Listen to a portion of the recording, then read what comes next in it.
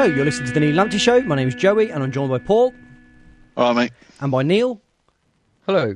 And it's a privilege to be joined by club historian, statistician, and author Jim Brown. Hi, Jim. Good evening, everybody. Pleasure to have you on. Jim. Thank you. I think that Paul sees himself as a sort of junior apprentice statistician, but that it's good to have the real guy on. This should be a real battle of minds, hopefully. Good. I think, look forward to it. Yeah, I think in Battle of Minds, I'm at a major disadvantage against Jim, to be perfectly honest. But we were just talking before the show, and he was listing the books he's authored, and one of them was a tome written back in 1991, and I probably read way too much of that for being an 11, 12-year-old at the time. But at least I could bore people to tears with things like the Berry scandal and things like that. So, you know. bore the people of Studley to death. Yeah.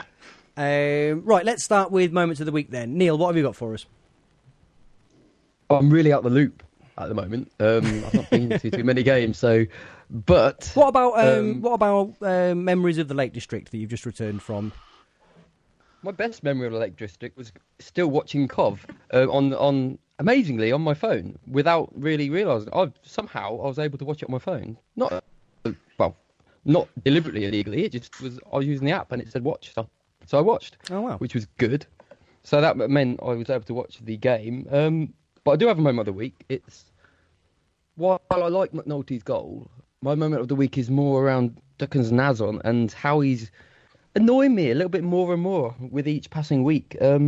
He keeps getting booked all the time for things which just are not necessary, and I don't quite understand why he's doing it. Whether he feels like sort of the need to sort of enforce a bit of involvement in the game or something, I don't know. But these daft bookings keep coming, and the one the other day where he's just whacking the guy for no reason and within like 2 minutes of the match or something, that was a bit odd. So yeah, it's annoying me a little bit, and I'm very close to removing the duck from my Twitter handle, and that'll be punishment enough, I'm sure. Wow, I mean that's like a modern day flogging of sorts, isn't it? I suppose. I would have thought so, yeah, and I'm sure he'd be very upset by that. Quite, yeah. Paul, moment of the week. Yeah, we won. We beat Bournemouth, which is what hopefully you'd want to do. And then we all knew we were going to get a Premier League tie, and we all knew we were going to get one of the Premier League ties that we didn't really want to get. And as someone succinctly put on Twitter, we've got the FA Cup tie that teams in the fourth tier when they used to get Cov, go, oh, great. And it's a bit like that. It's like there are lots of interesting teams in the Premier League, and Stoke are just not one of them. And you just think, it's good that we've got a Premier League team, and it sounds really sniffy, and it's just a case of, it just feels such a waste. Even if we'd have got Stoke away, because at least then it's like, we would have taken like 6,000, but at the Rico it's still probably going to be about 18,000, 19,000. Stoke are probably going to drop their more interesting players, so we're going to sort of watch their reserves, and it's just a little bit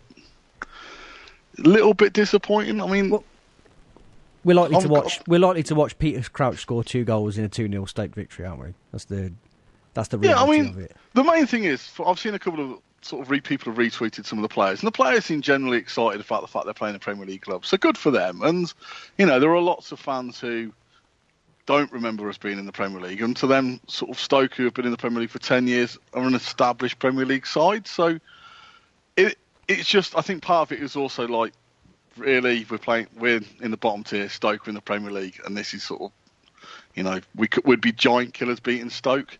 When I was a kid, Stoke would have been the giant killers, so it's just a bit, probably makes you a bit more depressed about where we are. Well, that was sort of going to be my moment of the week, was a kind of, when I watched the draw, which seems like such an odd impulse, because you don't learn anything. I did that as well. You just, I mean, I it doesn't. watched the one show by mistake. Yeah. That's terrible. But when the Stoke came out, I cursed the screen and whatever, and then I started to think, outside of getting Villa or Leicester or someone like that, it's kind of all on Iden to nothing. You're only really looking again, especially being in the third round and being in League Two. The statistical likelihood is that everybody's going to beat you, because you know that's the nature of it. and how much more outside of like an interesting away day, or getting one of those sort of like get a really big team, or getting a local rival, it is massively stacked in the favour of getting a draw that you don't want or don't necessarily care about. So I really thought about it. I was like, God, I probably won't ever watch these draws again. Not until we rocket up the leaguers a little bit, at least, anyway. Jim, I kind of threw it on you as you dialed in before about the moment of the week. So have you got one for us? Well, I saw the game on Sunday, and I was quite impressed. I was expecting a much harder fight by Boreham Wood. All my friends before the game thought we were going to go out, so I think I'm pleased. I thought it was a solid performance. Looked very solid at the back.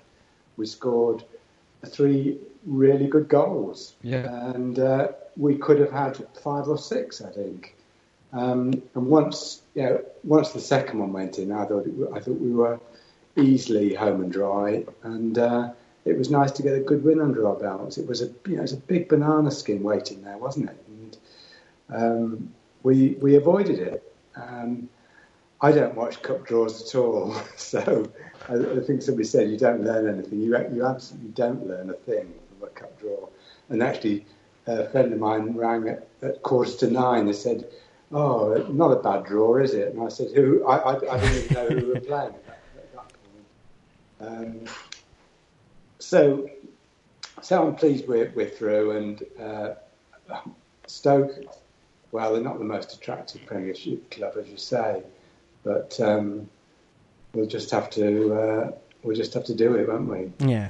The unfortunate thing is they're just that ever so slightly higher echelon than if it had been Swansea or someone like that. You'd have thought, oh, maybe with the form that they're in, maybe there might be, that they wouldn't have with Stoke is they're doing okay-ish, aren't they? You feel like they could probably put a sort of a second-ish team out and breeze us away. Anyway, we've kind of done that.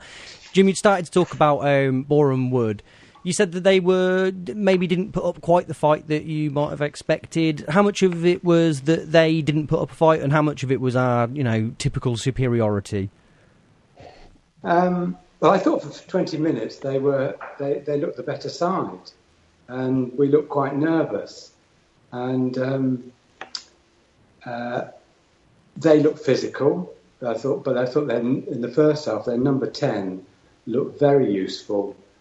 I can't even. I think he was a Caribbean international of some description. They had 2 internationals in their side. A guy called Ricky Shakes, very unusual name. But no, I thought they for 20 minutes they looked a reasonable side. I thought they were going to bully us. But after the first goal went in, I thought we were well in control. How did we set up? We set up a flat back 4, Stevenson and Doyle in the central midfield, and I don't know where Nazem was supposed to be playing. I suspect on the left, but he was tucking in from quite early on, and Shipley was playing almost wide on the right. With McNulty just behind Biamu. So a sort of rough approximation of a 4-4-2. I mean, it's been interesting this season because we've talked about what we've sort of dubbed the redundancy of attacking formations, that kind of attacking players decide where they want to be, and the idea of trying to force the idea of a 4-4-2 or whatever on them is a bit redundant. But just recently it's become very difficult to work out exactly the shape of the attacking line, because as you say, Nazon sort of in off the left ever so slightly, an out-and-out striker in McNulty playing somewhat off, Biamu, Shipley, who I like the look of, and it's absolutely not a criticism of him, but I'm not totally convinced I know what position he plays. He's taken up many different midfield positions. Did it, despite all of that, click reasonably well? Yeah, I think it did. Biamu won a lot of the balls in the air and was laying it off. I sometimes feel McNulty should be nearer him. I think, I like 2 strikers together, and I think the way Biamu can win the ball in the air, McNulty should be closer to him. But, I'm no expert about that sort of thing. I thought Biama had an excellent game. Actually, he got a few of the knockers were on his back, but I thought he put up with a hell of a physical battering from their back four. One incident in the second half, the guy thundered into his back. He was on the ground. The guy didn't make any effort to stop trampling on him. It was almost like a deliberate stamp. And poor old Biama, I think he got stamped on the ear, and he was in quite a lot of pain. That's quite a feat, getting stamped on the ear. That's precision, isn't it? Yeah. Yes. Was he stood upright at the time? No, he was battered from behind and fell to the ground, and the guy followed through and didn't seem to make any effort to avoid standing on him. That was what happened. I didn't know whether they might have had Derek Cantona up front. That's the worry of playing Leicester, isn't it? That you are worried that Peter Crouch could just walk on Dion Kelly-Evans and not even notice he was there. Going to have to pull you up and say Leicester there, Paul. I'm sorry, but if it wasn't us, it would be someone else. Yeah, it's an interesting one, that, Paul. Where on earth did you get Leicester from out of that? I was going to move on, but I'm glad you mentioned it, Neil. Yeah. Thanks, Neil. No worries. I mean, Joey does have editing tools, but I think it's probably better we keep that in. Yeah, I mean, there's no way that I'm going to pull that little bit out. It's yeah. I want to ask about Ryan Haynes. Jim, we've talked about him quite a lot in recent weeks as being someone who we would like to see offer more of an attacking threat, as in taking up a more attacking position and possibly drafting Chris Stokes back in at left back. I wondered how he played and your thoughts on how best to use him. Yeah, I agree with you. He's better going up the pitch than defending, no question. And a couple of times on Sunday he did go forward, and in the second half he went forward and he used his pace, he cut inside, and he let go with his right foot, which I thought was quite unusual. Yeah, he went straight to the goalkeeper. But it was quite a powerful shot. See, I'm not sure about Stokes. I don't know what his problem is this season. Is he unfit? Has he lost a yard since his injury? How come he's lost his place? And I'm not sure if I'd want Ryan playing left side of midfield in front of him. I'm not sure about that. At the moment, if you've got Naz on there, I'd prefer that option, personally. Yeah, the Stokes one is very strange, isn't it? We're not sure if it's just... We've seen this in the past where some players just take as long as they've been out to get back to full fitness. And he was out for the vast majority of last season. But yeah, it is strange just how, even after, I think he must have started the first 10, 15 games and just never really got going, did he? I mean, you can't imagine he's going to replace Haynes without Haynes having to move forward. No, and he did have a fantastic game at Wembley, didn't he? Playing in the centre of defence. And he had a full summer to get fit, a full pre-season, hasn't he? So I don't know what it is. All very strange, but let's hope. I think a player that all City fans, it took a little while for us to get on board, but I think he's sort of quite universally liked, isn't he? I think everyone would be happy to see him recapture his form. I wanted to ask one more thing about Boreham Wood before passing over to Neil or Paul, and then getting on to the book chat. But I wanted to ask about Stevenson and Doyle. So Stevenson deputising for Liam Kelly, who, when I've seen them play together so far this season, it's not quite clicked one way or another. How did it look on Saturday? Sunday, you mean? On Sunday, of course, yes. Yeah. Well, for me, Stevenson, it looked okay. I saw Stevenson play against West Brom in the Checker Trade, and he had a very good game that night. He seems to me to be getting his confidence back after that, being a big dip in form back end of last season or second half of last season. He looks more confident, He was getting stuck in on Sunday. He had a big tussle with one of their guys in the penalty area from a corner. I thought it was going to be fisticuffs at one stage.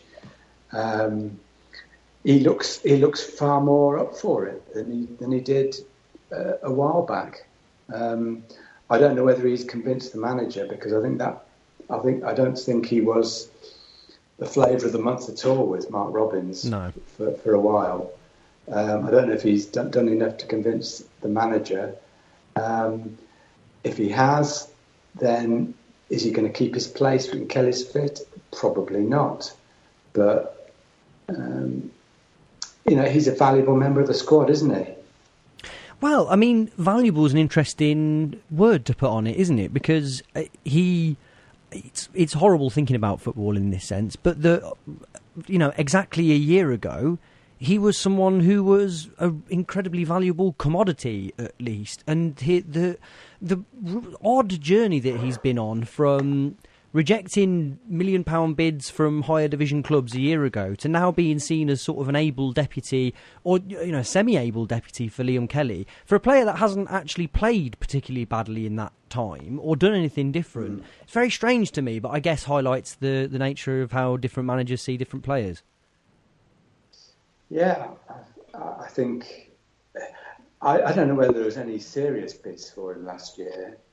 There was maybe speculation that there might be clubs in the window, but I'm not sure there was any serious bids. And maybe I was told wrong. I thought Brentford had actually tabled a full proper bid for him, at least one. But maybe I'm getting duff information. Wouldn't be the first time. I seem to remember that now, and I'd forgotten it. But the trouble is, the Premiership clubs and the Championship clubs, they're just hoovering up any talent in the lower divisions, aren't they? You show a bit of talent in League One or Two, and the scouts from the bigger clubs come in and hoover you up. Well, yeah, and then you go and sit in their under 23 side or whatever. Yeah. Well, George Thomas scored for Leicester's under-23s tonight, I think, has he? But a player that you would imagine would have been playing regular first-team football, albeit for us. Yeah. You wonder what the relative merits of that are. I know that Jody Jones has been very vocal about how important it's been to play a lot of lower league first-team football. I think we're at a breaking point, really, aren't we, where there will have to be... Something will change because the market will change, won't it? And I think that if all of a sudden there'll be a swell of players popping up from nowhere, much lower down the league, and then having this Chelsea syndrome of releasing the Kevin De Bruynes of this world and then buying them back because they've realised that there's been no point to it. But anyway, I think we've digressed possibly off that. Paul, Neil, anything to ask Jim about on the Boreham Wood game? I wanted to ask about McNulty actually, so touch on him because I guess we can kind of say he's a man in form at the moment. Did he show? I mean, I thought the finish was great, but as a performance, did he show it? Did he show signs that he's potentially hitting a streak of decent playing form? Yeah, I was very impressed with him. I thought he had a good game. He was very very lively, chased the ball a lot. A few passes went astray, but. Yeah, I like him. I think he's good on the ball. He's a little bit lightweight, perhaps, but yeah, I thought he had an excellent game, and I think he's working well with Biamu and Nazem. I think the three of them together, could be the right combination. Paul, anything to ask? No, not really. I mean, it's one of those, isn't it? It's where if we'd have won 6 or 7, you'd be raving about it. If we'd have lost, you'd be up in arms. We've sort of dispatched a non-league team relatively comfortably. It's a bit like when we play Stoke. If Stoke win 3-0, again, you wouldn't be overly disappointed because you almost expect to be dispatched by a higher placed team relatively comfortably. So it's... I mean, I suppose the most interesting thing is the fact that there were only about 3,000 people there. I think you were saying it's one of the lowest FA Cup attendances in our history. And Do you think that's just down to the fact that people are a bit...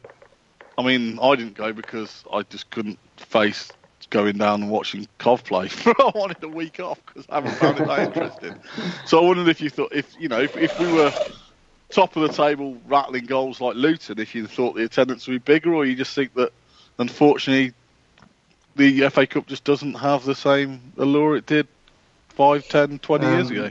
Well, I don't think it does. I don't think it does at our level against a team of lower status. I think that's the issue. I think that if you're a home club in the FA Cup playing a team of lower status, your fans can't really be asked to go, and unless the away team have got a big following, like for example. Boreham Wood, you could argue, they had 600 fans. That was a massive following for them. It was their big day out, their cup final. And like you said, if we were drawn at Stoke in the next round, we'd take, 5,000 or 6,000 there. That's where the joy of the cup is still there.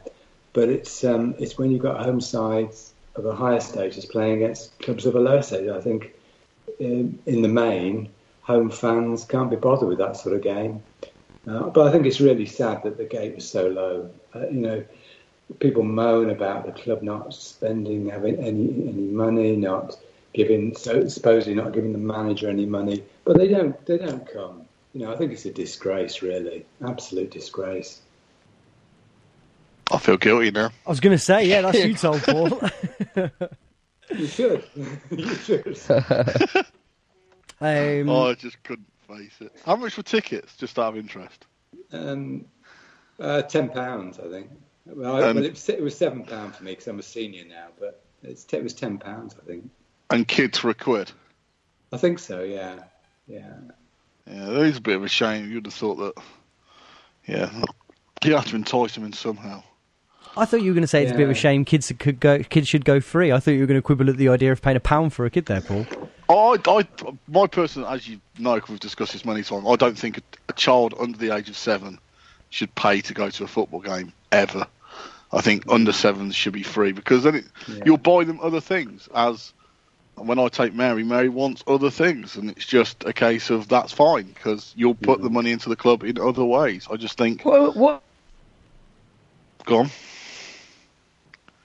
Neil. If you're trying to say something, we can't hear it. He's gone. Okay. So he's furious about whatever it was he was going to say. That he's throwing his computer across the room. Have I upset him? And I'm not so sure we'll get a big. You said 18 and 19,000 at Stoke. I would be very surprised if it's that high. Yeah, I can't. I just don't think it's inspiring enough, is it? Unfortunately, no. They won't bring many, will they? No, because I think they will struggle to remember who we even are, will they? The only thing is, I guess it's reasonably close-ish, isn't it? Well, I'm saying that, it's not really that close, is it? It's not. It's only about 40 minutes, isn't it? It's not 50 minutes. It's not that far away, and it's only straight down. Like, they must be two of the easiest grounds to get to from the M6. So, but I mean, the problem is we've never really had much of a... Well, we didn't play Stoke for most of my childhood, so for about 20 years we didn't really play Stoke. Then we were only in the same division with them for about 3 or 4 years, and then they went to the Premier League. So it isn't even like one of those clubs where we seem to have any sort of relation. Like, if we got Wolves, that might have been different, or West Brom, but Stoke, as far as I'm aware, have never really been much of a rival of ours. So No. Neil, you were about to be furious about something, I think. Frivolous, maybe. Probably. At what point did I get booted out? I think it was. It was a sharp intake of breath, followed by a voluble exhalation. Then, haven't I? I was just going to ask Paul what sort of stuff they have available at the Rico. But that's not that interesting, is it? Did they have fingers? Well, I mean, they have the club shop, which they obviously do sell certain things. The usual tat that children will buy, like a T-shirt, the little, the kits you stick in the car. Kids just, if you ever take children, Jim's probably the other end of this, and you two haven't got there yet. If you take children to a museum or anything, they'll happily buy like the rubber or the bouncy ball or like, those stupid eggs you can buy everywhere. Kids will happily just spend like £3 or £4 on tat because to them it's like Sherman must have about 4,000 key rings and badges because every time he went he spent £2 on a badge, and but the thing is it's like Mary likes going for the crafts and things like that, and I know that doesn't go back into the club directly, but it's something she sort of talks about doing, and it's just I smuggle her in, so I don't pay for Mary because she's 5. She's not really interested in the football. Why should I spend £10? And that's why I just think, kids probably under the age of 7 should be free because you can then take as many kids as you want, and hopefully some of them will be like we all were. You get taken along by it. You actually get engaged by it. You get drawn into the theatrics of it. Yeah. And I think she's enthusiastic about it then. So she doesn't quite understand, obviously, that we're a bit of a shambles at the moment. She's just happy with the day out and she's enthusiastic to go. Well, what she said to me earlier is like, Daddy, when can I go again? I like watching Coventry win because the last the last 3 times she's been, we've won. And we won at Wembley. And I said the other day, she was like, Daddy, when can we go to Wembley again? Wembley's great. We win trophies at Wembley. And you're like, I've been twice and I'm nearly 40. It's just, this isn't but yeah, she has no idea. And she goes to school and the kids at school talk about Man United and Man City. She has no idea that Coventry are shit. She doesn't enter her head that Man City, that Coventry aren't on the same level as Man United and Man City. But by the time she does realise it, she'll be such a big fan, she won't be able to walk away, will she? Well, that's a lot of experience talking there, yes. Yes. I think there was a survey, wasn't there? And they reckoned that the average age where a young fan commits himself to a team is 8 years old. Wow, really? As young as that? Yeah, that's the average age, they reckon. It certainly was with me and my son and most of the people I go to the game with around that time. Yeah, 9 years old, yeah. Well, and this is going to be what I call a classic Joey Crone segue. You were, I believe, 14 during the season of which your book is about. Is that right? I was. Yes, I was. Seamless. Yes. Let's get on to that then, shall we? So, the book is called Play Up Sky Blues, Champions 1967, Coventry City's Rise to the Top.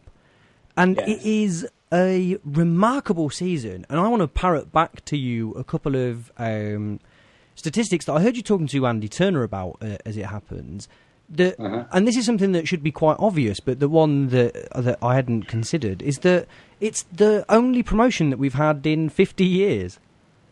Yeah. It was the last time we won promotion. And the one that I found even more stunning was that, I think this is what you said, was that most of the clubs had had at least 3 promotions in that time, some as many as 11?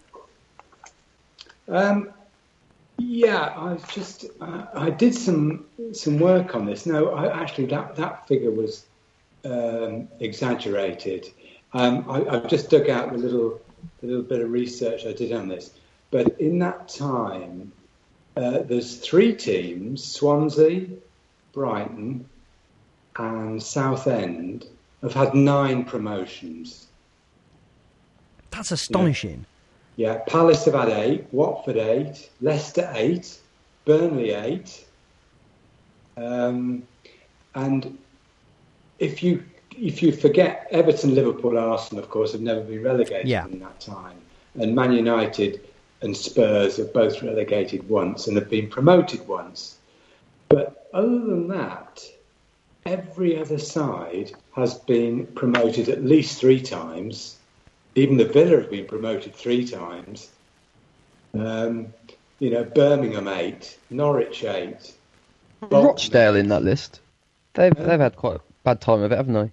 They did, and they didn't get promotion for a long time. 28 years.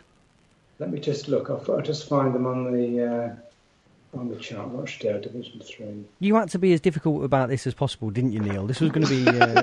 Rochdale, it's what I do. Yeah, Rochdale 3. Well, I'm correct in saying we've only been promoted 5 times in our entire history. Well, we're promoted. Four. Just times. 4. 4 times in our entire history. Okay. 36, 59, 64, and 67. Wow. And the other thing to obviously what you were saying in the other context is, if you think that Man United, obviously they didn't get promoted, but they did win 15 league titles or something ridiculous. Yeah. So it's like the other teams, and I know you're talking about Villa getting promoted 3 times, but they also won the top flight in 1980, 81. Yeah. So even the other teams who you're not talking about winning promotion have won. Yep. Yeah, or finish in the top 3, or got into the Champions League. So it's not even just a case of everyone else got more promotions than us. It's the teams who couldn't get promoted have achieved things. Yeah. Quite incredible. I think, Man United, Spurs, I mentioned those one. The only other team that hasn't done it 3 times are Leeds United. Twice they've been promoted in that time. And, they've had, if you look at how long they've been outside the Premier League, it's a long time now, isn't it? Yeah, it is. A long, long time. But I guess they had, and we're always going to stick up for how bad we've been in comparison, but they had a pretty reasonable period in the sun in the 70s and 80s, and then in the sort of mid-2000s when they were in the semi-final of the Champions League. Won the league in 92, didn't they, as well? Yeah, they did. Yeah, I still think they've done all right out of it, no matter if they haven't had that many promotions. Back to the book. I wondered if in a couple of sentences you could give us a bit of a flavour of what we're looking at. Well, it's obviously the pinnacle of Jimmy Hill's career as a manager with the Sky Blues. It was a season which saw the club promoted to the first division, the top flight, for the first time.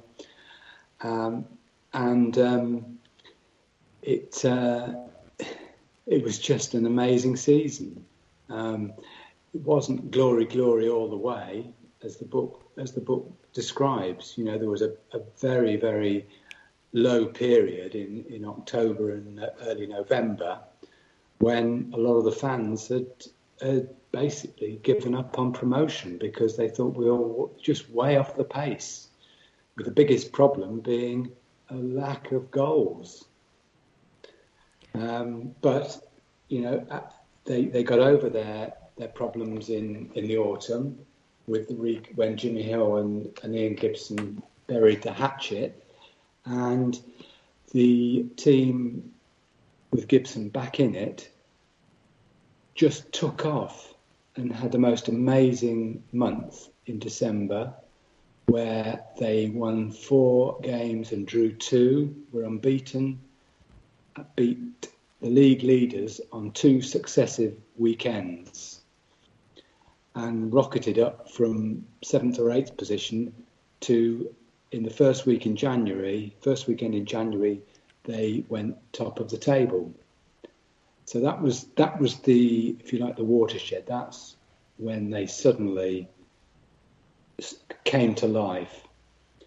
Strangely, once they got to the top, it was almost a war of attrition. There were very few spectacular performances. They ground out narrow victories at home, occasionally away, but more often than not they drew away. And they beat the teams that were snapping at their heels, if you like. Teams like Carlisle and Preston, they narrowly beat them at Highfield Road in really tough games. They went to Blackburn at Easter. Blackburn were the most likely to catch City and Wolves, and they won 1-0 at Ewood Park. So it wasn't glory all the way. It was that amazing month of December, and then, as I said, a war of attrition. Was that the same way that we'd got promoted from the division below under Hill? No, very different. That in 63-4, we had an amazing start, and on January the 1st, we were 9 points clear at the top. And I would imagine the bookies closed their books on who was going to get promoted. And then we had the most catastrophic slump and didn't win in 11 games and almost blew promotion and only clinched it on the final day with our rivals slipping up. And we jumped into the top place, back into the top place, only on the final day. So it was very different.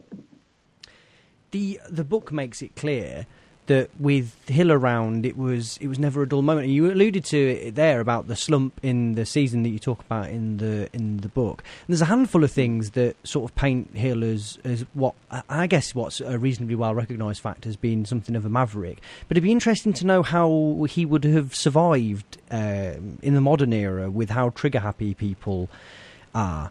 The most successful in the last 50 years we've talked about. How long have you wanted to write this book, given that it's did you say the 7th, I think? Yes, yeah. No, there's been no burning desire to write the book, to be honest. I just felt that it was the 50th anniversary of our last promotion, the 50th anniversary of, in my opinion, our best ever season as a Football League club. And the opportunity came to interview a number of the players from that team. And I realised that in another 5 years or so, there's going to be very few of them around. You know, they're all over 70 now. And it was an opportunity I didn't want to miss. How were the memories? How much? Because I'm always fascinated by how clearly footballers remember the most minute details, even from some time away. When you sat down with them, were things still clear and sharp? Not always, no. but with a little bit of prompting, the memories come back, and they can be confusing, and sometimes you have to lead them to their memory. You know, they'll remember something and they'll say that was that game, and you know from being at the match or reading the match report, no, actually that was that game. And you can help them, you can help guide them to their memories in a lot of instances. Bobby Gould's got a great memory. He's got a super memory, and he keeps his own scrapbooks. You know, his mother, I think, kept his scrapbooks when he was growing up as a schoolboy, and it carried on right through his career. And he's still got those and refers to them. And you know, he was quoting from them during our interviews. But it is interesting. It's fascinating, and you know, they remember the big issue, the big moments of that season, which was what happened in the Carlisle dressing room. You know, in October, when Jimmy Hill tore into Gibson and accused him of thinking more of the 2:30 at Kempton Park than playing football for Coventry City. Given what a pivotal moment that is, I wonder if you want to give the listeners a bit more context to that, because that really does seem to be such a crucial turning point. Well, yes, the Gibbo had been signed in the summer from Middlesbrough, £55,000, record signing for Coventry. He turned down offers from First Division clubs. He arrived in Coventry to meet Jimmy Hill, and according to Derek Henderson, within 15 minutes of meeting Jimmy Hill, he said, "I'll sign." There were no agents, obviously, in those days, but he was happy with the money he was offered, and he wanted to play for Coventry City, and that's what the quotes at the time were. So he was a big name. He was probably one of the best players in the second division in the Middlesbrough team that were relegated. You know, he was almost like a one-man team for them the season before. So big things were expected of him. The fans, they'd seen George Hudson be sold 4 or 5 months earlier, and they were desperate to have a new hero. He was their Hudson had been their hero. They wanted a new hero, and they prayed that Gibson would be that new god, if you like. And early season he played well, but the side weren't scoring goals. The system, I don't think the system was quite right, and the game in question at Carlisle, City lost the game 2-1. Hill accused Gibson of not trying, not being part of the system, and that was the story that was coming out in the press, that he wasn't working hard enough, he wasn't doing what he was told, he was perhaps coming too deep to get the ball when he should be, up there with his, with the strikers more. But I think what was rattling Jimmy Hill was the horse racing. Ronnie Farmer, I think it was, said to me, he never had his head out of the sporting life. He was constantly looking at the horses, betting on horses, and I just think Hill was so frustrated. He just let rip in the dressing room, and Jim, as Bobby Gould said, I was next to Gibbo, and I sort of tried to get out of the way, by almost creeping behind JH to get away from the barrage from Jimmy's mouth. So I think on the Monday morning, Gibson wanted. Well, what happened is that the dressing room walls weren't very solid at Brunton Park, and I think most of the press room heard what was going on after the game, and of course it was in all the newspapers on the Sunday. On the Monday, Gibson asked for a transfer, said it hasn't worked out for me.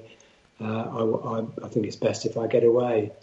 Hill said the transfer request will be considered by the board at the next board meeting, and for the moment, Gibson won't be in the team. And then the following night, Tuesday night, they played Brighton in a League Cup replay. Brighton were a lowly third division side, and they took us to the cleaners at Highfield Road, beat us 3-1. It could have been 5-1. And City looked absolutely hopeless. And Gibson was playing for the reserves the following weekend. He played a handful of reserve games. He was out of the first team for 6 or 7 weeks, and in that time the results weren't that bad. They didn't lose all the games, but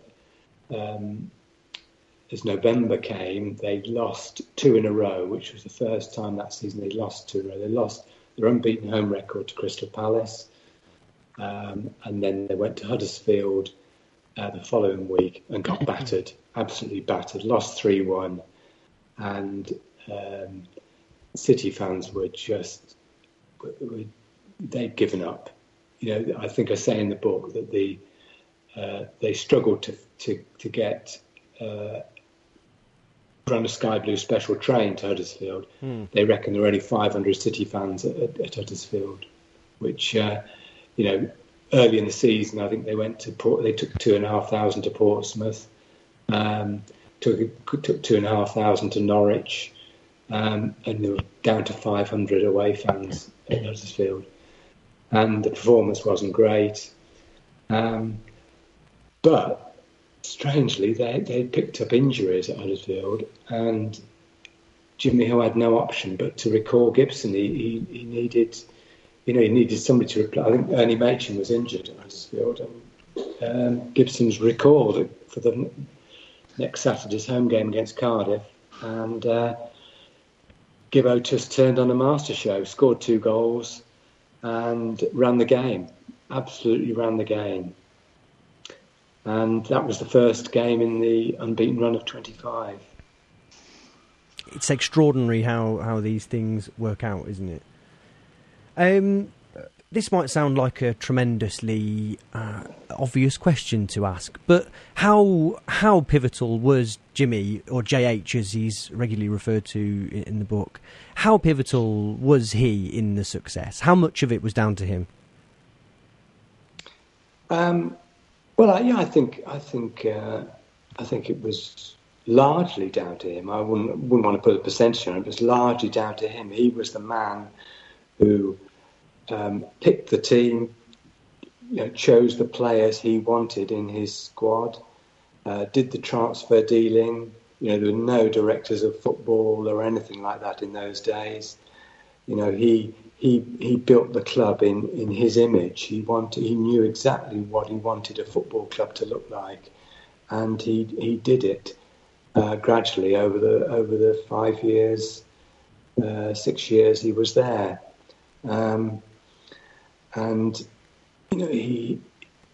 He knew how to inspire people. He was a fantastic motivator. You talk to any of the players that played under him, and they just rave about him.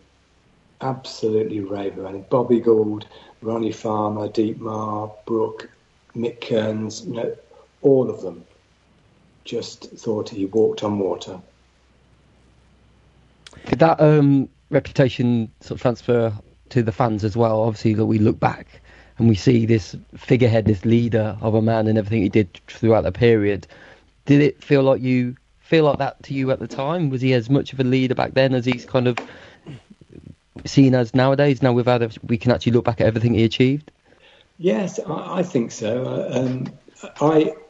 The first time I bumped into him, if you like, I won't say met him because I didn't meet him, but the end of the 61-2 season, which was the season he arrived at Coventry, he brought a Coventry City team to play Lockheed Leamington. I lived in Leamington. I grew up in Leamington, and I used to go to Lockheed a lot. And I used to go round to the players' entrance by the dressing rooms at Lockheed and wait for the autographs. There were a group of us waiting for autographs, and we get the same Lockheed players every week. And you'd fill your autograph book up. But obviously, Coventry City coming to town, and I was a sort of fan. I'd not been to Highfield Road at this stage, but my father worked in Coventry. He was telling me stories about Coventry City, and it was on the cards for me to go to Highfield Road shortly. But they played this game at Lockheed. I remember after the game, he came bounding out of the dressing room, and he was just, it was like the Pied Piper. He had all of us kids in his hands. He talked to us. He was so outgoing, and unlike these overcoated football managers of the non-league who just swear at you or tell you they weren't signing your autograph book. He almost bounced along the way, and he had a big smile on his face, and he wanted to keep the boys happy. And as I said, he was like a Pied Piper, and that was the same in Coventry. He had his first Pop and Crisps thing for the kids at Christmas '61. He'd only been at the club a month or less, and this is one of the first things he did. Pop and Crisps for kids. They expected maybe 50 kids to come round to Pop and Crisps and get autographs. They were there an hour and a half after the game, signing autographs. About 500 kids turned up. And that was the start, and that's the sort of thing he did all the time. Well, two questions. One is, the club obviously is very different. I know the world's very different, football's very different. But do you just find that the club just doesn't have that? One of the things I talk about a lot is I don't see the club as having a figurehead. I don't see the club as having a leader. And whatever I think of Mark Robbins' managerial ability, I still don't see him as someone who, and I know it's difficult because I don't live in Coventry, but I don't see him as someone who galvanises like the fact that he doesn't galvanise people. He's not that sort of guy, and it's not a criticism of him. There are very few of those people around at any club, let alone one as lowly as us. But do you just feel like that is something that's just missing from the club at the moment? Just having that, even just an older statesman, a bit like having a John Sillett around the club, just having that someone who is trying to sort of connect the fans to the club.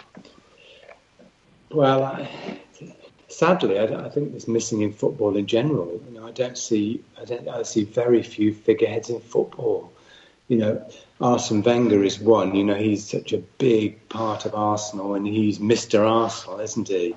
Alex Ferguson obviously was the same at United, but you know, there's very few of them around. People, you know, larger than life figures who, you know, if you think of a club, you think of somebody like that. And you know, Jimmy Hill, he did everything at Coventry, or you seem to think he did everything. You know, he wasn't just involved with the first team. He put in the youth system. He put a big emphasis on developing our own players. He was involved with the stadium development. He was involved with, you know, one of the first things he did was to dig the pitch up and level it, because previously we'd had a big slope on the pitch. You know, things like that. And, you know, the Sky Blue Pool, which was raising money to put back into the football club. He was like, you know, he had a vision. He had a peripheral vision. He could see everything that was going on. And he gave everything to the football club as far as I could see. And we'd had one previous, you know, Harry Storer was a similar type. He was involved in the 30s. He was involved in everything to do with the football club. You know, he was secretary stroke manager. And Jimmy was the same role. He was Mr. Coventry from day one. My other question is the most hypothetical, unanswerable question that could ever be asked, but that's not going to stop me. Good start. Yeah. Good. Yeah. I mean, obviously, around the same time in the mid to late 60s, obviously you had Bill Shankly at Liverpool, and you had Sir Matt Busby at Man United. And I think Liverpool had only been promoted a year or two before Coventry were, and obviously Bill Shankly took them to the heights that he did. And then not that long afterwards, you had Brian Clough in the early 70s doing his amazing work at both Derby and at Notts Forest, where he took them both to the league title. If Jimmy Hill had, the story I always heard was Jimmy Hill he basically wanted a 10-year contract and he wasn't given it, so he left. Whether or not that's true, but if he had stayed, could we now be a team that we might still be back in bottom tier of English football? That's how football works. But could be we a team that had won a league title? I mean, how far could he have taken us, in your opinion? Obviously.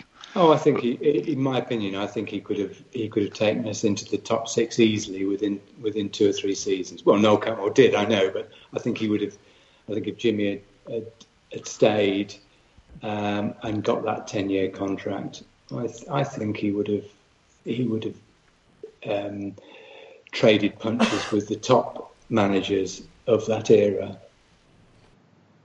I mean, what always strikes me when I hear about him is kind of just sort of how empowered he was to do all of these things, and also how sort of focused he was and able to say what he meant, not only to players but also kind of to fans. And one of the it made me laugh earlier when Paul was talking about sneaking Mary into the ground, because obviously in the book you mentioned about sort of the cheaters, a small little anecdote about people sort of sneaking into the ground, and he was quite vocal about those teenagers trying to come into the ground for free. And I can't imagine that nowadays. I can't imagine Mark Robbins or any manager now coming out and actually actively kind of questioning fans in any sense. They seem to be so sort of scared about what we may think of them, and every time it's told that they pay their money or they don't pay their money, but they're having a right to opinion. And sometimes you think, actually, as fans, we're quite over the top. Maybe it wouldn't be the worst thing in the world if a manager was a little bit braver and told us a few home truths. It is very much a different world, I find.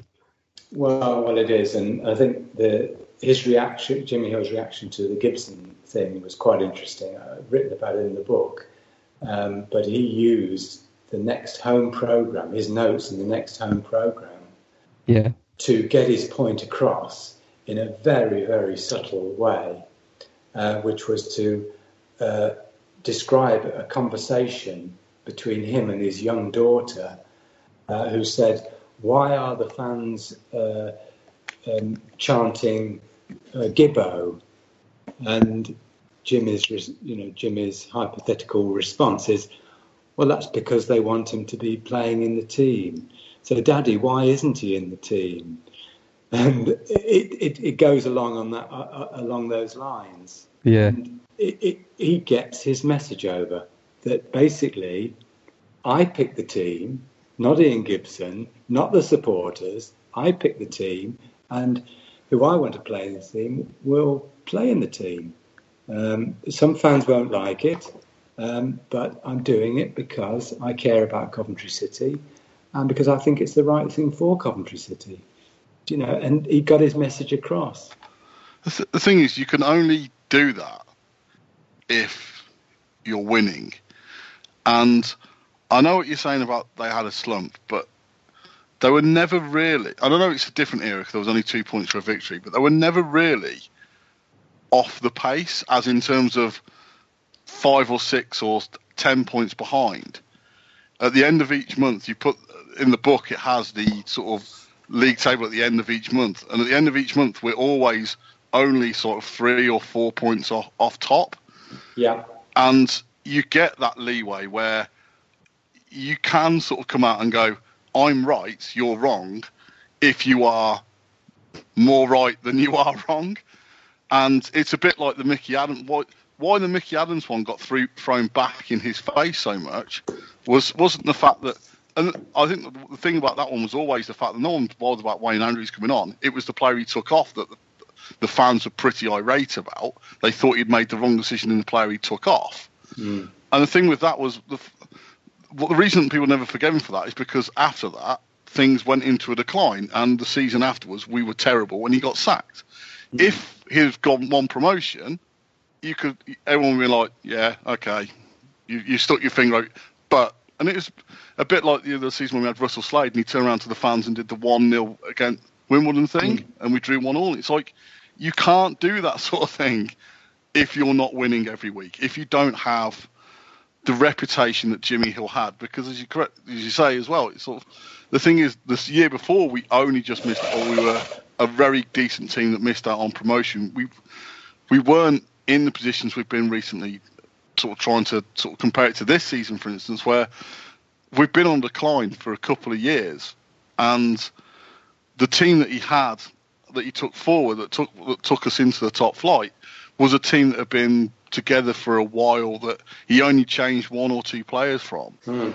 The comparison with now is completely different, where 90% of this team weren't here last year, and 90% probably won't be here next year. So I think it's. I wonder sometimes if managers need to look back towards the 60s and 70s and basically say, look, maybe it just, I just need to add 1 or 2 players each year and just slowly improve the side and take the fans along with me and actually talk to the fans and say, look, this is I know you want to get promoted tomorrow, but if I take our time, we'll be a lot stronger in the long, a bit like how Exeter have, Tisdale's been there 5-6 years. And each year they're getting closer and closer. And you get the feeling once they get promoted, they're not going to get relegated again because they've built it up slowly. They're actually a football club that's going, for a very small budget with a small crowd, they're actually going somewhere instead of consistently just hoping to get there. Yeah, I think it's difficult to compare then and now. It's, as you said before, it's just such a different game now. But I think going back to then, it was all about expectations, and the fans had missed out on. Well, we'd missed out on promotion by 1 point the previous year. We spent big money in the summer. Well, big money, one player, but that was the fans felt that was the missing link, and we were favourites. They thought we're going to walk this division now. We were third last year. Now we've got Gibson. We must go up. And when they weren't in the top 3 or 4 through September, October, November, and add to that the lack of exciting home games and the lack of goals and the League Cup defeat against Brighton, all those factors had the fans saying, we're not happy about this. We're not happy. And of course, they came back to the Hudson issue and said, well, we said last year, if we hadn't sold Hudson in March, we'd have gone up. That was a big cry in Coventry that summer. If we hadn't sold Hudson, we'd have gone up. And now they've got a side struggling for goals. Well, if we still had George Hudson, we'd be up there. So okay, they weren't completely off the pace, but there were some very strong teams up ahead of them in that autumn. It was a remarkable decision, the Hudson decision, when you look at his goal scoring record and everything else. But again, go back to testament to Hill's convictions and his decision making. I want to ask you about some of the other players in the team. We talked quite a lot about Ian Gibson, but when you read the book, it becomes clear that it's a team not necessarily built of individual superstars coming together and providing that magic, but a team that really clicked together and worked as a unit. I wondered if you had a few words for some of the unsung heroes in that team. Well, yeah, they were a team, and I think that's something that runs through Coventry City's successes. When we've had success, it's been a team effort. There haven't been individual stars. They've worked hard as a unit. Even the '87 Cup team was the same. There wasn't really a star in that team. It was just a hard-working group of guys. But in '67, you had 3 or 4 players who'd been at the club since the late '50s. 8, 9, 10, 11 years. George Curtis had been there, man and boy. Mick Kearns the same. They made their debut in third division, the old third division South. Brian Hill was another one, went back to the late '50s. Ronnie Farmer joined in '58, helped us promotion from Division 4. He'd gone through the leagues as well. So those 4 were the backbone of the City defence. And if you like, they were the unsung heroes. Add to that, the obvious hero, he wasn't unsung eventually, was Bobby Gould with his goals, and Ian Gibson with his scheming, and he chipped in with the goals. Ronnie Rees on the wing was certainly not an unsung hero. He got a lot of worship. I guess the other ones were Ernie Machin, really hard-working midfield player who'd had the Boo Boys had him, almost from the first game he played for the club. They thought he was one of Jimmy Hill's. They called him Jimmy Hill's blue-eyed boy, and Hill got a lot of criticism for continuing to play Ernie Machin, but Ernie had a brilliant season. A bit of an unsung hero. Dave Clements is another one, a player who'd come into the side a couple of years earlier as a winger with a vicious left foot shot.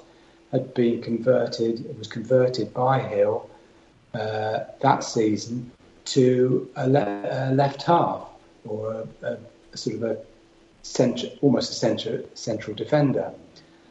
And the other conversion he did was they'd lost Alan Harris in the close season. He wanted to be moved back to London. He was left back the previous season, almost a forever present.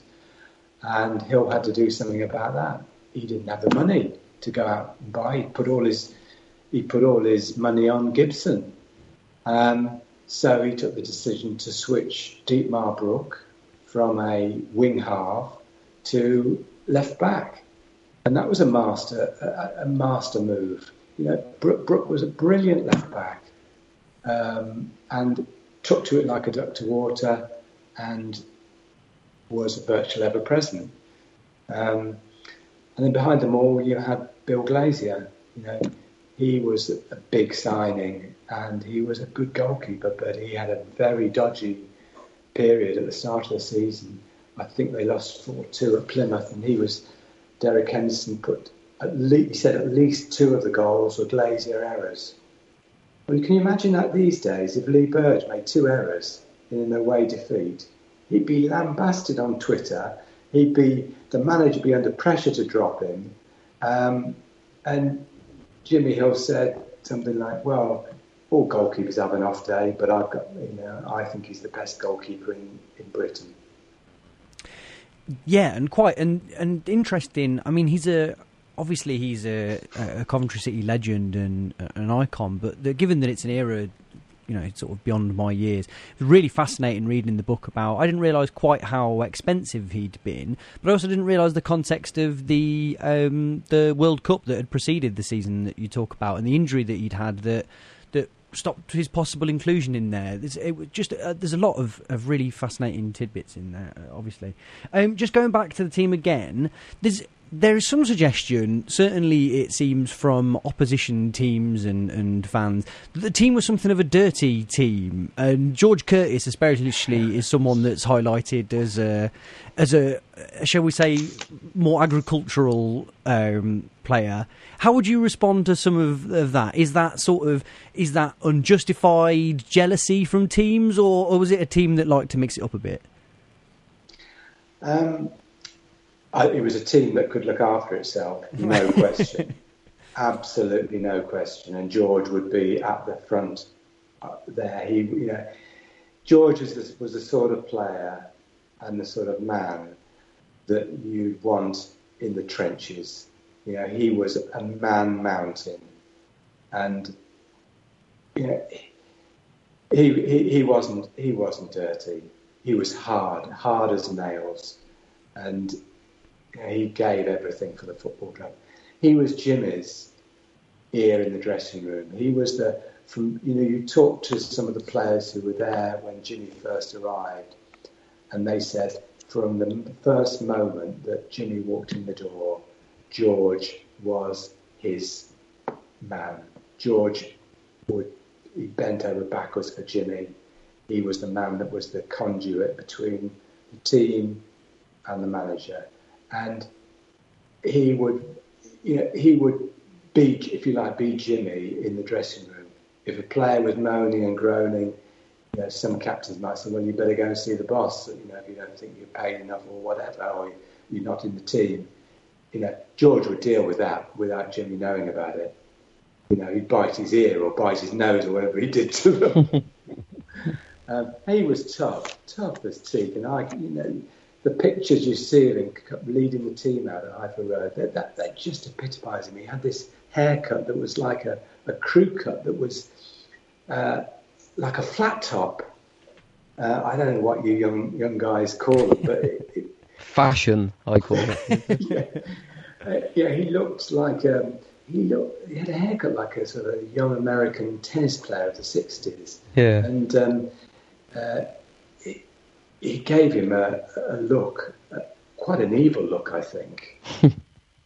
But he had his run-ins. The classic one in the book is the game at Charlton in March or February time, when Charlton were a tough side, and of course we were top of the league, and every side tried to kick us to bits, and then say we were the instigators. And there was one incident where George went in with a header with a guy called Matt Tees, and George won the ball in the air, but his sort of momentum in the air collided into Matt Tees, and it was quite near the touchline, and Tees fell over and rolled into the advertising hoardings, and it was quite near the dugout. The Charlton manager was the famous Bob Stoker, who later managed Sunderland. he was absolutely livid, red-faced, livid at George's challenge. But George had won the ball, and the referee didn't even give a foul. Yet somehow, because of Stokoe's representations, the referee changed his mind and booked George. And for the rest of the game, George got a lot of stick from the home supporters, but he stuck to the task, and we won the game. And there were more than one incident, like that in the season. Carlisle manager Alan Ashman, who later was West Brom manager, we beat them 2-1 at Highfield Road in a really hard game. Poured down with rain, and the highlight, if you like, was 1-1. Bobby Gould charged the Carlisle goalkeeper, so-called shoulder charge, but I'm not sure it was. And the Carlisle goalkeeper, Ross, he just swung his fist at Bobby Gould and floored him. And he didn't even need to be told to get off. He was walking as soon as Gould hit the floor. And so Carlisle were down to 10 men, and we grabbed a late winner, which we did a lot in that spring. And the following Monday, Alan Ashman was on television saying Coventry are a dirty side. They're going to kick their way out of this league. They're a disgrace to second division football. And Jimmy Hill just all he did was point out that Carlisle had three players suspended in the previous month, while Coventry City hadn't had a player suspended all season, and left it at that. He didn't even rise to the bait. Sorry, go on. Yeah, they were hard. And what Jimmy would do, during that run of 25 games, there were a lot of times when they really looked as though they were going to lose that unbeaten record. And if they were drawing with 15 minutes left or losing, Jimmy would generally send George forward from the back as an extra striker, and to try and go for the long ball, adapt his game, get the full backs to hoist it into the penalty area to try and get a result. So it wasn't pretty at times. It wasn't pretty. It was a war of attrition. That sums it up, really. But I think you do what you do to be successful, and obviously, it worked, didn't it? So yes, I just think it's absolutely. funny. It's just fascinating when you go through the book to get a sense of how much of it is sour grapes, and I just feel like sometimes teams will pick on anything from a successful team to have a dig at just because they're successful, and you want to take that team down. I want to ask you a couple more questions. I'm conscious that we've kept you very long. We have to talk about the Midlands match of the century. For the younger listeners and for those who don't know what that is, I wondered if you could just go into a little bit of detail about what that was, and sort of tease it for people to read more about in the book. Okay. Well, as I said before, the City didn't go top until the first weekend in January when they drew at St Andrews, and from then until the end of the season, Coventry and Wolves were the top two sides. The gap was close to begin with, but gradually the gap grew larger. Coventry and Wolves rotated the lead in the top table spot. But as it came to April, it was more and more certain that City and Wolves were going to go up. And City drew at Cardiff when a win would have clinched promotion. I think the same weekend Wolves did clinch promotion and were the leaders. The following midweek, we didn't have a game, but Blackburn, who were the only side that could overhaul us, drew with Bolton on the Tuesday night, and that meant that City were promoted that evening, that night, and that's when the celebration started. But the following Saturday, the fixture list contrived to give us the dream match, Coventry at home to Wolves. Both sides were now promoted, and if you like, this was the game that might decide where the title went. Obviously Jimmy just made the PR was just out of this world. He called it the Midlands match of the century. The club didn't want to make it all ticket, but they said, come early. There's going to be lots of entertainment. If I remember rightly, they had the police motorcyclists doing their tricks around the pitch. Where they go in a pyramid on bikes and all that sort of stuff. Radio Sky Blue was on the air early. The gates were open early, and the gates were closed early as well. The gates, I can remember arriving at Highfield Road. The streets were around the ground were packed, jam-packed, and this was at 2:30. I went to the what's called the covered end in those days, which became the West End, and the turnstiles were closed. You couldn't get in. I ran around the back streets to the Spine Cop entrance where I wouldn't normally go, and somehow managed to get through the turnstiles and onto the Spine Cop terrace. You couldn't move on there. It was just hopeless. It was just rammed completely. And before the kick-off, I think about 15 minutes before the kick-off, I think the gates they'd already been closed, and they were helping younger fans get from the crush on the terraces onto the asphalt around the pitch, running track around the pitch. And I put my hand up. Oh, please, can I get? Even though I was 14, quite old, really, I guess. So I ended up on the asphalt with hundreds and hundreds of other kids of all sort of ages, and I worked my way round the running track to be in front of the Sky Blue stand up by the corner flag on that corner. And when you looked at the terraces, you just couldn't move anywhere. Fans were all over the covered end, on the roof of the covered end, looking very precarious. They're climbing the floodlight pylons. The police had given up trying to stop them. They were on the top of the T-bars at the Spine Cop end. One of the T-bars roof collapsed. Thankfully, no one was hurt. The Coventry fans were mingled with Wolves fans. There were probably, 10,000 Wolves fans there, but you wouldn't have known that there was no trouble. I don't think there was any room to cause any trouble. You were just squashed right up.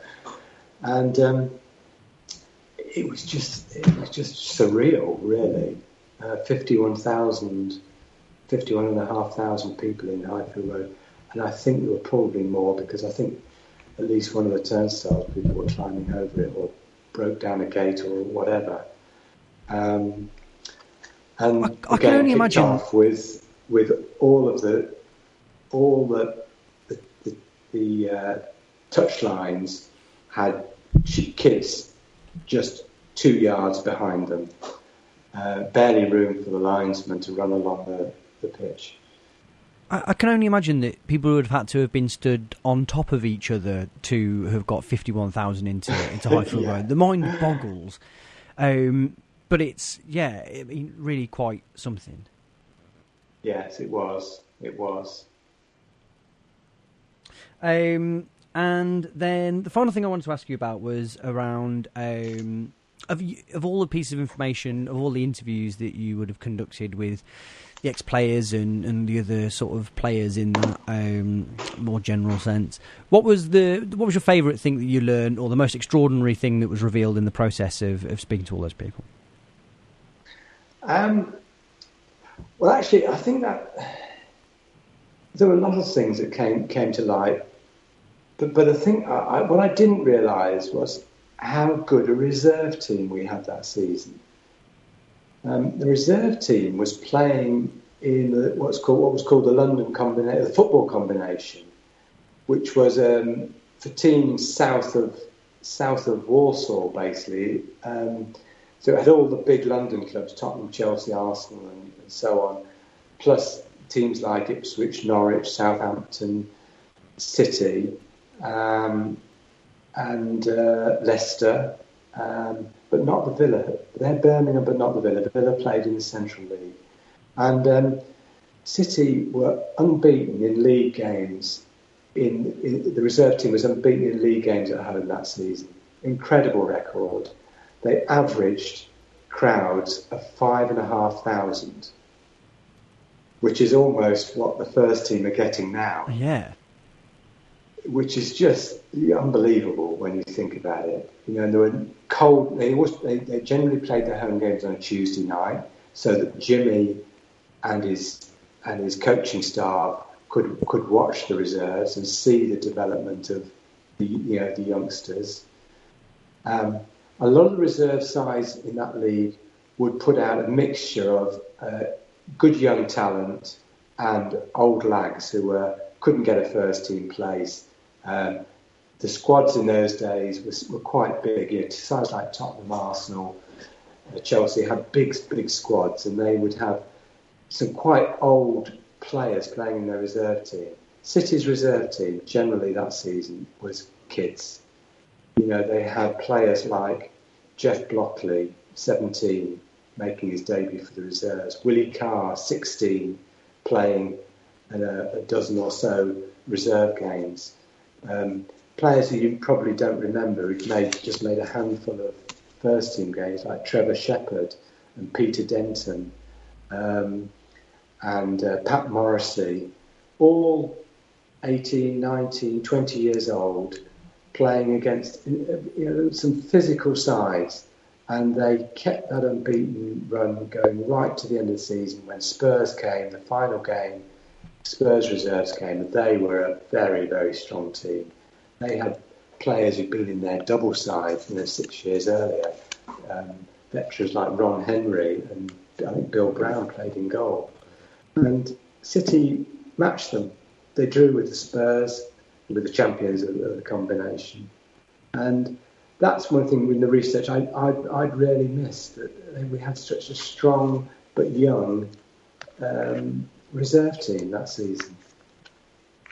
Fabulous stuff. Jim, thank you so much for joining us and sharing the details of the book. You've got a book signing with Steve Phelps, is that right? I have, yes. What's the details of that? We're going to be at Waterstones in Coventry, the Smithfield Way Waterstones, a week tomorrow from 5 o'clock till 6:30. It's the late night shopping in Coventry. I think there's free parking in the city centre that night.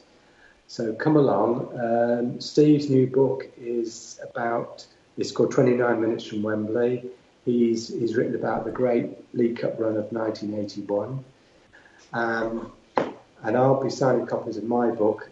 We're hopeful of we will have some former players. I think Steve's got Andy Blair and Peter Bodak and possibly Gary Thompson lined up.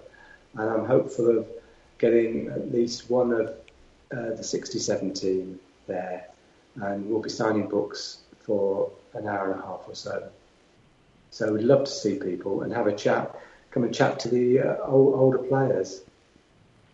Fabulous. And if we've got a good number of non-Coventry resident listeners, where can they find the book? The best bet is on Amazon, really. Buy it on Amazon or other book sites online. Fantastic. Paul, Neil, any final very quick questions for Jim before we head off? No, I just want to thank Jim very much. I mean, it's so nice sometimes just to talk about successful things in Coventry City's history, and it's a welcome. I don't want to say departure because that seems a bit brutal, but it's just nice just to talk about something that isn't depressing. So thanks very much, Jim. Yeah, you're welcome. It's a great read, both in terms of content, obviously, as a Coventry City fan, but it's a fabulously well put together book. I think all three of us really enjoyed it, and we would urge all listeners to go out and get it. We're hoping to get Steve on very soon to talk about his book, possibly next week, but we'll find out from as soon as possible and let you know via Twitter or wherever else we do our things. Any other business? The final thing I would say is that a lot of people have come up to me when we've been doing book signings said, "Oh, I'm too young to remember that." Well, I think that's all the more reason for younger fans to buy the book, because it's about our fabulous club's history, and we should all be interested in our club's history, how we got to where we are, and some of the glory days. So I'd urge the younger fans to maybe buy it for your dad or even your granddad and have a sneak peek at it.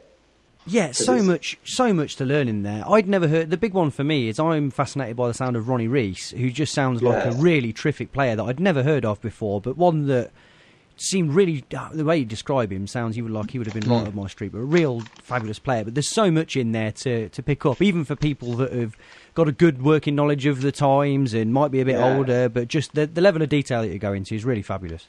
Yeah, I just find that so strange to hear that you've never heard of Ronnie Rees. Well, no. It's just, but anyway, I can understand that. But maybe you'll know more about him now. Well, yeah, absolutely. Paul, Neil, anything to say before we finish up? No, it's just really nice to get Jim on, and it's just as Jim correctly says, the football club is basically the here and now, but also the history and what put us in the top flight for us to be there for so long. And it's always interesting because you hear about these players and you know that obviously there's more. We always know there's more going on behind the scenes than you ever anticipate, and I think it's always nice sometimes to just hear from the players who went through that experience and sort of made those memories for sort of my parents and my mom especially. I was a big fan of David Clement. I don't think that had anything to do with his ability to play football.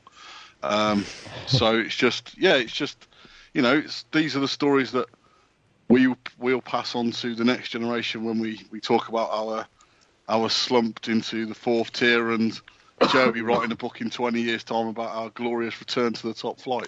So yes, So thanks, Jim. It's been well, as sort of Joey sort of alluded to earlier. You're sort of the first person we've had on who's really sort of just a bit of a departure from our normal sort of going through post matches and talking about things. It's just been a really nice experience to actually just talk about something which is just completely, it's still Coventry City, but not the Coventry City of Sisu, and not the Coventry City of the Rico, and not the Coventry City of being shit. It's the Coventry City of why, to some extent, we probably all support Coventry, because it made life a lot easier when I was a kid, Coventry City being a top flight club. So yeah, thanks for giving us your time. Yeah, it's been a pleasure, and I love talking about our club's history, and I'm happy to do it any time.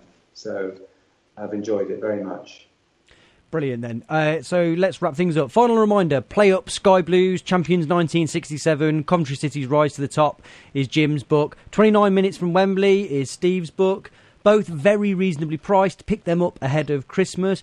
If you've already got both of those books, perhaps consider buying a Neil Lamptey Show t-shirt, available if you go on @Neil Lamptey Show on Twitter. Very, very, very cheap. Very, very well made. Buy as many of those as money will allow. And we will speak to you again next week. So thank you very much, Paul. Cheers, mate. Thank you, Neil. Thank you. Big thank you, Jim. Thank you very much. And thank you for listening. Bye. Hi, it's me again. I realised after we finished recording that we didn't drop Dominic's preview in, so doing that now, and then we'll leave you to have a good week. Bye-bye. Hello, Dominic. Thanks for joining us. Hi, no, it's good to be on the show. Morecambe on Saturday then, who are looking pretty ropey. Yeah, so the thing with Morecambe usually is that they start the season like a house on fire, and they sort of just slowly fade away over the course of the season. This season they haven't started the season like a house on fire, and with some off the field, they're not in a very good state off the pitch basically. Last summer they were taken over by a Brazilian businessman, which then proved to be exactly as likely as a Brazilian businessman taking over Morecambe. He basically didn't have the money / may not have existed. They're in a really desperate situation. About 12 months ago, they had to let go of their star player Tom Barkhuizen, who's gone to Preston in the Championship, done pretty well, basically so they could cover the cost of the wages. They've been pretty hand to mouth last season. Things looked to have stabilised a little bit, but their manager Jim Bentley said last week that they basically don't have a training ground and just sort of training on parks or wherever they can find facilities. So things aren't looking great for them at the moment. Training in the sea, presumably, if it comes to that. You've mentioned the player that's left, whose surname I'm going to leave to your expert pronunciation, but who else should we look out for that's left? So, I mean, the man who is sort of synonymous with this Morecambe side is Kevin Ellison, who's I think about 6'2", he's bald, he's 39 years old, he's a wind-up merchant who'll stick his elbows in. He's just kind of a freak of nature at this stage, sort of living sort of a cryogenic status, sort of only wheeled out on Saturdays, and still managed to be one of Morecambe's most effective players. And he just really sort of sums up why Morecambe are under Jim Bentley. He's sort of quite a experienced and competitive team. We've also got quite a few experienced stalwarts elsewhere in their team. Andrew Fleming and Michael Rose in midfield. Gary Thompson, whose name is spelled exactly the same as the guy who used to play for Coventry City back in the 80s. Just out of interest. But it's not him, presumably. No, but he might be sort of. Our Gary Thompson might be sort of in the ranks for who Morecambe might be looking to sign based on the average age of their squad. They've also got Brian Roach in goal, who, again, just a ton of players are sort of in their early to mid-30s who are fairly reliable performers, and sort of that's how they've sort of used their limited resources, just getting experience in the squad and keeping them and having their fingers crossed that they can keep going. Good stuff. What sort of team are we expecting to come up against? So, when we played Morecambe last season in the FA Cup, I thought, despite them being quite experienced and the side that sort of had limitations, that they did play some smart stuff at the moment. I think their set-piece threat is a key element of how they play. Michael Rose over set-piece can put some good deliveries in. So I think it's going to be a tough game for us. They're going to be competitive. We're going to have to match our intensity. Of course, we're getting to a stage of the season now where they're starting to get a bit desperate for points. They're going to try and get any win wherever they can get it at this stage. Okie doke. What about predictions then? I mean, given the nature of this side, I think we're quite up for a bit of a physical battle. When the game's broken down, we do tend to excel in that regard, unless it's a team absolutely sitting back against us. But as soon as it gets a little bit fighting, we can seem to stand up to that. So I'm fairly confident that we can win this game, and I'm going to say 1-0. Well, let's hope so. Thank you very much. Okay, thanks. Speak to you next week. Speak to you then.